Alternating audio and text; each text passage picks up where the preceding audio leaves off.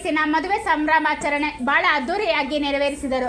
ನರೇಗಾ ಕೂಲಿ ಕಾರ್ಮಿಕರ ಮದುವೆ ಮಾಡಿದ ಕ್ಷಣ ಹುಣಸಗಿ ತಾಲೂಕಿನ ಕಮನಟಗಿ ಗ್ರಾಮ ಪಂಚಾಯತ್ ವ್ಯಾಪ್ತಿಯಲ್ಲಿ ಬರುವ ಬಸವಣ್ಣಕಟ್ಟೆಯಲ್ಲಿ ಬಿಡುವಿನ ಸಮಯದಲ್ಲಿ ನರೇಗಾ ಕೂಲಿ ಕಾರ್ಮಿಕರಾದ ಶ್ರೀ ಪರಮಣ್ಣ ಕೊನ್ನೇರಿ ಮತ್ತು ಸಿದ್ದಮ್ಮ ಕೊನ್ನೇರಿ ಜೋಡಿಗಳ ಮದುವೆಯನ್ನು ಎಲ್ಲ ನರೇಗಾ ಕೂಲಿ ಕಾರ್ಮಿಕರ ಸೇರಿ 60ನೇ ವರ್ಷದ ಮದುವೆ ಸಂಭ್ರಮಾಚರಣೆ ಆಚರಿಸಿದರು.